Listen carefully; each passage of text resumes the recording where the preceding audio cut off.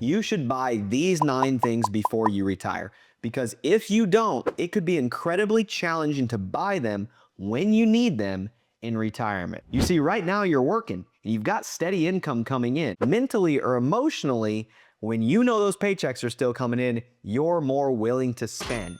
And I've seen that a lot of folks are pretty frugal when they retire because now they're living on their nest egg and they don't want to make some of these 9 purchases once they're retired because they think they shouldn't spend that money. Now, number 1 is buying a home. All right, buying a home. If you're going to downsize or upsize, getting that house that you are going to kind of spend the rest of your life in or the rest of your years in, I think is really important. Having a steady paycheck coming in, it's going to be easier to borrow the money if you need to in order to purchase that home. Now, some of you out there are incredible savers and you have enough cash in the bank to go write a check for that house. But more often than not, folks don't have the money in the bank. And if we're trying to borrow money, it's easier to do that when we've got a steady paycheck coming in. So that's number 1. Number 2, kind of in the same vein, home repairs. Here's what we see. We see roofs that need repairs. We've seen air conditioners or furnaces that need replaced, right? And if we need to replace an air conditioner or a furnace at the same time, you're talking, you know, $10, $15, $20,000, depending on how big your house is. Same thing with a roof. That might be a $20, $30, $40,000 purchase, okay? And so if we can make those purchases and check those boxes before you retire, that can be very beneficial to you to not have to worry about those big chunks of extra income that you may need in order to take care of those home repairs. Now, I will say this video has got 9 different things in it, and they all have a little different thought or they're kind of in a different vein. But what I've done is I've put together a toolkit for you that talks about, hey, making purchases before retirement. It also talks about taxation and how dollars should be invested. And so if you've got more questions around this, just go down below and grab that toolkit for yourself. And I think it could be very helpful to you. So number 3 thing that we should buy before you retire is health and dental care work. Now, why should we be buying health and dental care work? Well, you probably have good insurance. And so getting that dental work taken care of, right? If it's something extra or kind of out of the ordinary, is maybe something that would be good to take care of. If you've got some sort of eye or vision work that you need to get taken care of, I think that could make some sense to get taken care of before you retire. And the reason I say that, you probably have really good health insurance right now. And once you get to Medicare, you actually have to go buy additional insurances to take care of the dental, hearing, and vision.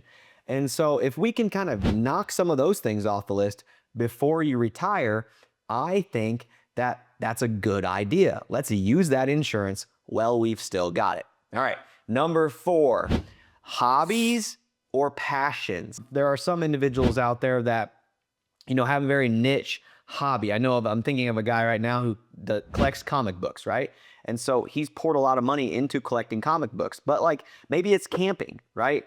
Maybe it's boating, right? And we need to go buy that camper or buy that boat or whatever it is for you. Maybe you need that utility tractor with the loader bucket and the box scraper on the back so that you can maintain your property because that's what you want to do. Let's go buy those things. Let's get them paid for before you retire, because what I have found, at least in our firm with our advisors when we're serving our clients, is that it's harder for folks that have saved their entire life and are now living off of just a stream of income to kind of flip that switch and go write that check for that boat or that utility tractor or, you know, those comic books, whatever it may be. So whatever your hobby or passion is, if we need to make some purchases to kind of keep that alive, I think that's important, because giving yourself some purpose or some reason to get out of bed every morning, I think is incredibly important once you walk into retirement, because it's a complete shift of identity. We're no longer going to work anymore.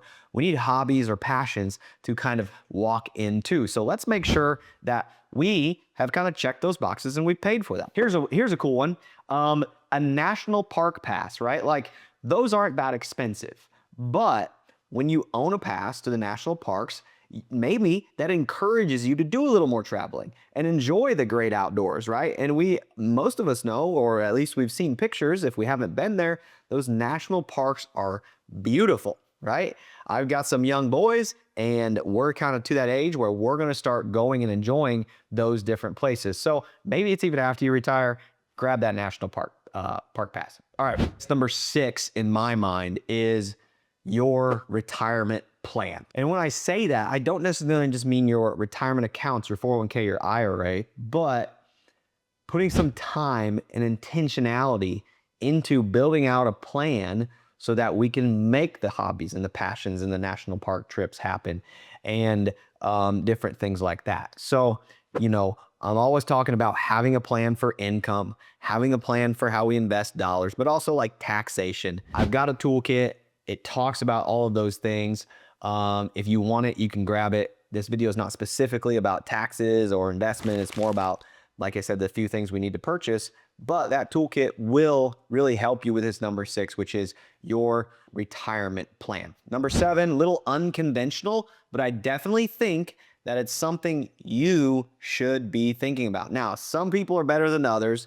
I need to work on this myself, but getting like a gym membership or some workout equipment is something that I think more folks should put thought into, because as we age, staying in shape, lifting weights, strength training is incredibly important. I meet with folks all the time, every day. Our advisors meet with folks every day that are walking to and through retirement, and you can tell, like, there are folks that are very active and up and moving around and doing their thing, and most of those folks are either out playing pickleball, or they're still going to the gym, or they've got some sort of activity in their routine that keeps them in shape and continues to, quote unquote, keep them young, right? And so as we walk into retirement, getting that gym membership or that equipment or joining the pickleball club or tennis club, whatever it is, to help keep you in shape and kind of get you into a routine of that, I think is really important, because as we get older in age, obviously our health declines, our bodies aren't meant to last. But if we can stay healthier for longer, that helps with a lot of things, not only enjoying time together with you, your friends, your spouse, whoever it may be, but also maybe medical bills and health bills and things like that. All right, number 8, a car. Here's what I know. I know that all of my clients, when they have a paid off car, walk into retirement and they feel good about it. Now, they can say, hey, I traded my car in. I got this car that's got 40,000 miles on it.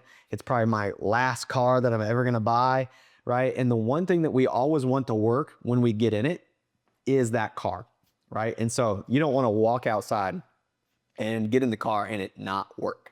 And so, one of the things that you've probably done, because you're a really good saver, is you've probably bought those used cars and you've drove them till they died. And that's been really good for you because you've been putting money into investments and things like that. But walking in retirement, I'm not saying you shouldn't buy a used car. I'm just saying, let's get a nice car that we know isn't going to have problems, and we know is probably going to run for a long time, and we may not have to repurchase that car in our lifetime. So get that car bought, get that car paid off.